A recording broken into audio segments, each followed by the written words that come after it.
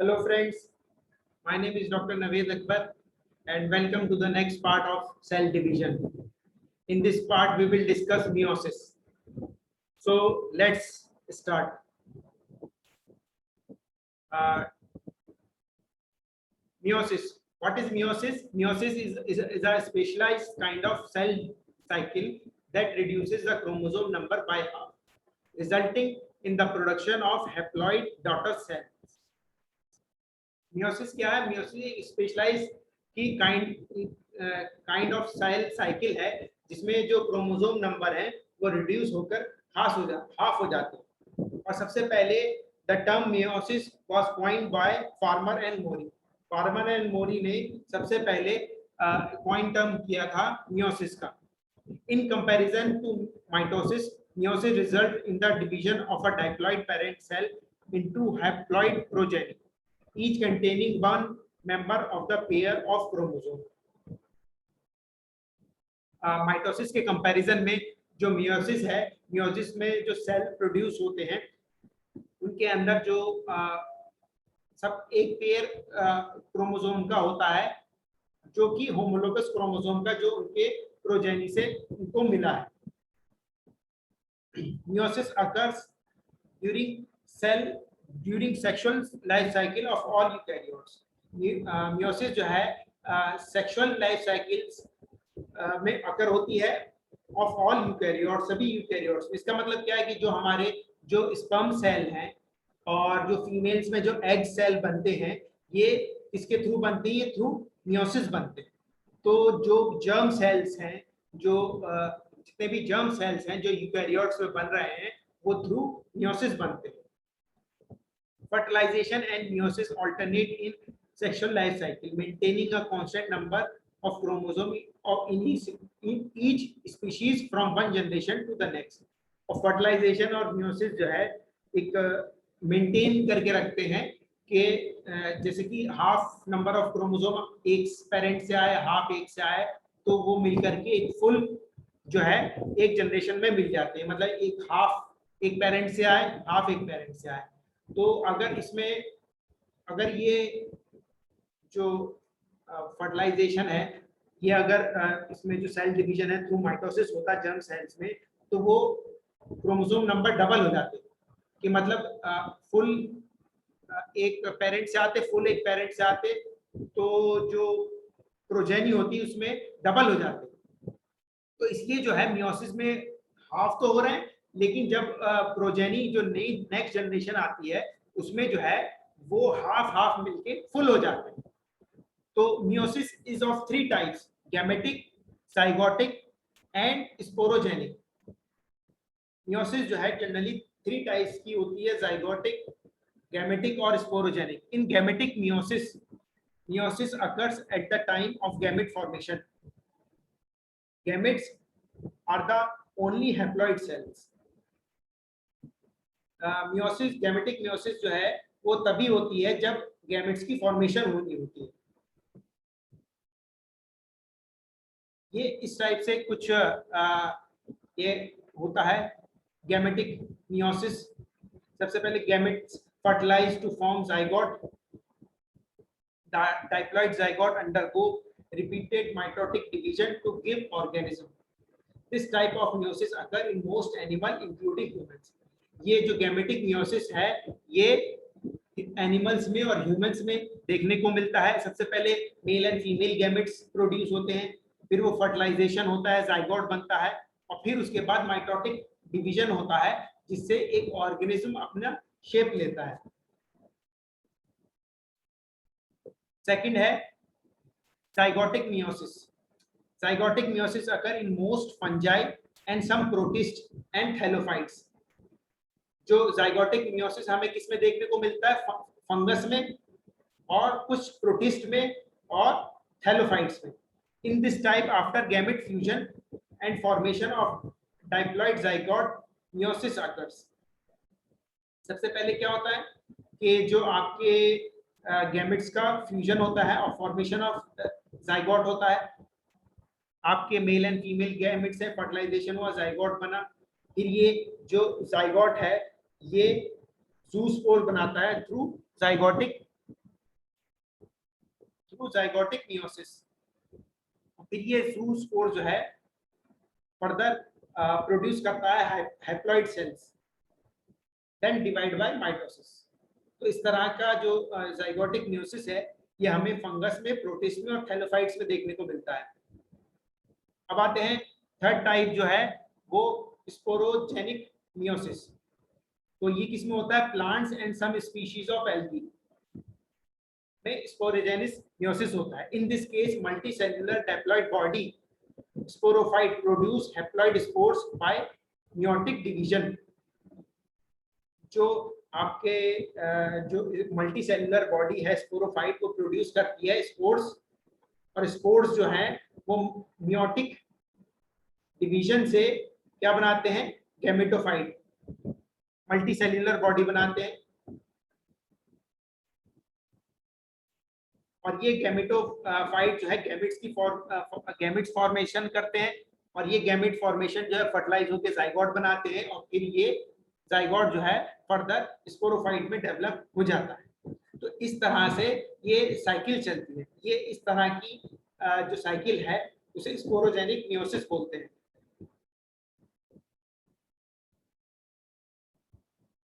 अब जो general meiosis है, meiosis is divided into two parts, meiosis first and meiosis second. During meiosis first, homologous chromosomes first pair with another, then segregate to different daughter cells. At the end of meiosis 2, there are 4 daughter cells produced rather than 2.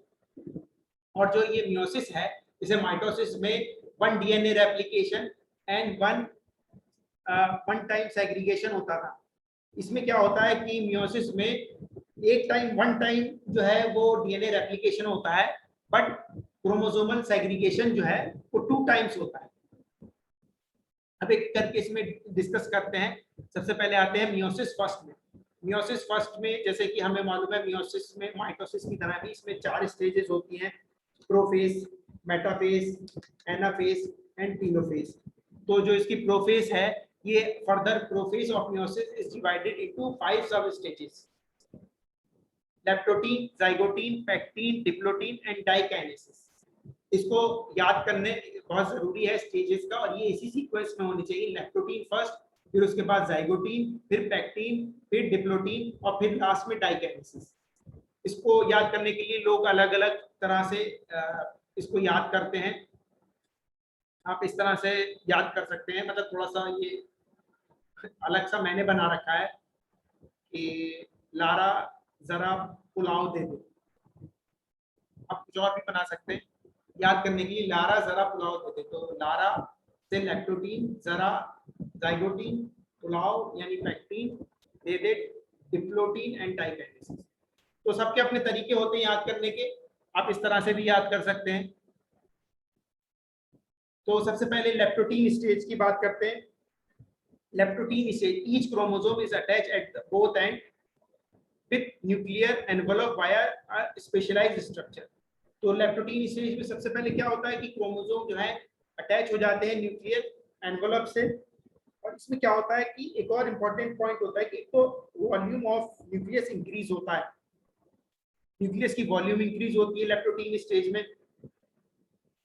और जो है condensation of chromatin start हो जाता है, यानी कि chromatin जो है वो क्रोमोसोम्स की फॉर्म में कंडेंस होना शुरू हो जाता है। तो ये 2 इवेंट्स होते हैं लेप्टोटीन स्टेज में। उसके बाद आता है zygotene. The zygotene, the close association of homologous chromosomes, synapses begin during the zygotene stage. और जाइगोटीन स्टेज में एक मेन इवेंट होता है जिसे हम सिनेप्सिस बोलते हैं। सिनेप्सिस क्या होता है कि 2 जो होमोलोगस क्रोमोसोम्स हैं वो आपस में एक जिपर लाइक मैनर में एक दूसरे से अटैच हो जाते हैं, जिसको हम सिनेप्सिस बोलते हैं। इस अटैचमेंट को हम सिनेप्सिस बोलते हैं। होमोलोगस क्रोमोसोम्स कौन से होते हैं? होमोलोगस क्रोमोसोम्स उन क्रोमोसोम्स को बोलते हैं जिनमें सेम टाइप के जीन्स प्रेजेंट होते हैं। जो होमोलोगस क्रोमोसोम है वो उसके मदर और फादर से मिलते हैं प्रोजेनी को, और उनमें जो है वो they carry each type of genes. तो this type of chromosome are called homologous chromosome. तो 2 होमोलोगस क्रोमोसोम्स में सिनेप्सिस स्टार्ट हो जाती है। During zygotene stage. और ये जो मैंने जैसे बताया था कि एक जिपर लाइक स्ट्रक्चर होता है, दोनों होमोलोगस क्रोमोसोम एक जिपर लाइक स्ट्रक्चर से जुड़ जाते हैं और क्रोमोसोम इसमें chromosome closely associated and line with one another through pectin stage, और पैक्टीन स्टेज तक दोनों इस तरह से एक दूसरे से अलाइन रहते हैं। तो ये जो है इसको जो स्ट्रक्चर फॉर्म होता है दोनों का, इसको बोलते हैं स्नेप्टोमल कॉम्प्लेक्स। स्नेप्टोमल कॉम्प्लेक्स बोलते हैं। ये जो दो होमोलोगस क्रोमोसोम्स के बीच में जो स्नेप्सिस होता है और ये आपस में जुड़ जाते हैं, इसको बोलते हैं स्नेप्टोमल कॉम्प्लेक्स। अब पैक्टीन स्टेज आता है। पैक्टीन स्टेज में एक इंपॉर्टेंट इवेंट होता है कि recombination between homologous chromosome is completed by the end of pectin leaving the chromosome linked at the site of crossing over. इसमें एक इंपॉर्टेंट इवेंट होता है क्रॉसिंग ओवर। जो जिस होमोलोगस क्रोमोसोम के जिस पार्ट में सिनेप्सिस हुआ था उनमें क्रॉसिंग ओवर हो जाता है, वो दोनों स्विच कर जाते हैं। जो एक क्रोमोसोम का पार्ट है वो दूसरे में चला जाता है और दूसरे का पहले में आ जाता है। इस प्रोसेस को बोलते हैं क्रॉसिंग ओवर। क्रॉसिंग ओवर होता है, एक मेन इवेंट है। और क्या होता है इसमें पैक्टीन स्टेज में जो क्रोमोसोम्स हैं वो फर्दर और कंडेंस होता चला जाता है। इसके बाद आती है आपकी diplotene stage. The synaptonemal complex disappear at the diplotene stage and the homologous chromosome separate along their length. तो स्नेप्टोमल कॉम्प्लेक्स जो है वो डिसअपीयर हो जाता है और होमोलोगस क्रोमोसोम जो है वो सेपरेट होना स्टार्ट कर देते हैं या हो जाते हैं, मतलब इनकी बिगिनिंग हो जाती है। However, they remain associated with chiasmata, मतलब पूरी तरह से सेपरेट नहीं होते हैं। ये एक पॉइंट होता है जहां से जुड़े रहते हैं, जिस पॉइंट पे दोनों होमोलोगस क्रोमोसोम आपस में जुड़े रहते हैं उसको बोलते हैं chiasmata, which is critical for their correct alignment at metaphase। अब आते हैं डाइकाइनेसिस पे। Diakinesis the final stage of prophase 1 represent the transition of metaphase during which the chromosome become fully condensed। Means chromosomes become fully condensed। Chromosome condense form में हो जाते हैं diakinesis में, but remain contact में रहते हैं।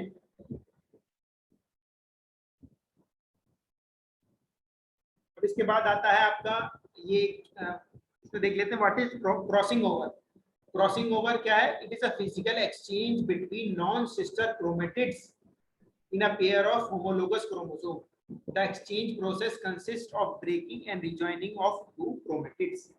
ये एक इंपॉर्टेंट पॉइंट है। What is crossing over? Crossing over होता है सिस्टर क्रोमेटिड्स में नहीं होता है, नॉन सिस्टर क्रोमेटिड्स में होता है। किस और इन होमोलोगस क्रोमोसोम, होमोलोगस क्रोमोसोम के नॉन सिस्टर क्रोमेटिड्स में होता है, जिसमें जो है ब्रेकिंग होती है और रिजॉइनिंग होती है क्रोमेटिड्स की। मतलब क्रोमेटिड्स का एक पार्ट जाके ब्रेक होता है एक जगह से और दूसरी जगह जाके दूसरे नॉन सिस्टर क्रोमेटिड्स में जाके जुड़ जाता है। ये एक इंपॉर्टेंट इवेंट है जो कि इसमें होता है आपके पैक्टीन स्टेज में। एक पिक्चर है और ये पिक्चर एक बुक से ली गई है, उसका रेफरेंस नीचे दिया गया है। इसमें देखिए क्लियरली दिखाया गया है कि मेटाफेज 1 में किस तरह से ये पोजीशन होती है आफ्टर प्रोफेज 1। मेटाफेज 1 में ये जो पॉइंट है इसे काइस्मा या काइस्माटा बोलते हैं, जहाँ पे ये जो है होमोलोगस क्रोमोसोम एक दूसरे से अटैच रहते हैं। स्पिंडल माइक्रोट्यूब्यूल्स, ये काइनेटोकोर्स ऑफ सिस्टर क्रोमेटिड्स, और एनाफेज में ये दोनों जो है सेपरेट हो जाते हैं।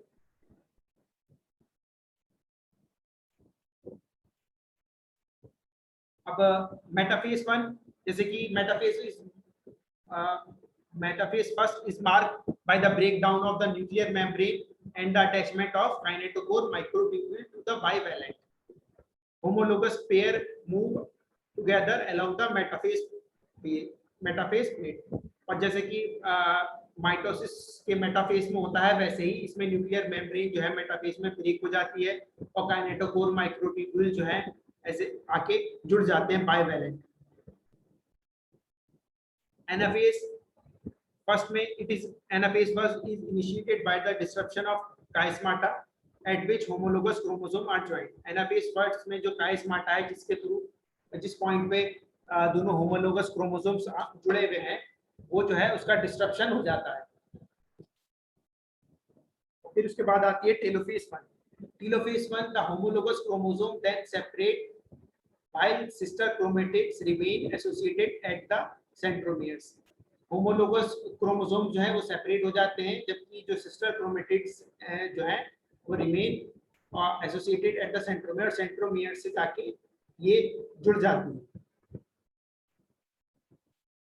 मतलब जैसे कि माइटोटिक स्पिंडल आपस में आके जुड़ते हैं, काइनेटोकोर माइक्रोट्यूब्यूल्स मेटाफेज में आके जुड़ते हैं, अलाइन होते हैं, फिर वो एनाफेज में जो है उनका डिस्ट्रप्शन होता है और वापस अपने सेंट्रोमियर्स की तरफ जाने लगते हैं। टेलोफेज 1 में वो फुल्ली जो है अपने सेंट्रोमियर्स की तरफ चले जाते हैं। At the completion of meiosis 1 the each daughter cells has therefore acquired one member of each homologous pair consisting of two sister chromatids। और जब मियोसिस फर्स्ट एंड होती है तो इसमें हर किसी के पास एक मेंबर होता है होमोलोगस पेयर का जिसमें दो सिस्टर क्रोमेटिड्स होते हैं। और नीचे ये देखिए एक टेबल दी गई है जिसमें मियोसिस फर्स्ट में हर स्टेज वाइज क्रोमोसोम नंबर और क्रोमेटिड्स नंबर दिए गए। ये इंपॉर्टेंट है किसी को अगर याद रखने के लिए कि प्रोफेज 1 में 46 क्रोमोसोम होते हैं, 92 क्रोमेटिड्स, इसी तरह से मेटाफेज में, एनाफेज में, और जो डॉटर सेल्स बनती हैं उसमें 23 क्रोमोसोम्स और 46 क्रोमेटिड्स। अब आते हैं मियोसिस 2 में। The time gap between meiosis 1 and meiosis 2 is called interkinesis. और जो मियोसिस फर्स्ट और मियोसिस 2 के बीच का जो शॉर्ट इंटरवल होता है उसको बोलते हैं interkinesis. This gap is generally short and और may not occur at all. या ये तो बहुत ज्यादा शॉर्ट पीरियड होता है या होता ही नहीं है कि मतलब एकदम मियोसिस फर्स्ट कंप्लीट हुआ और एकदम जो है मियोसिस सेकंड स्टार्ट हो गया। No DNA replication occur during this stage.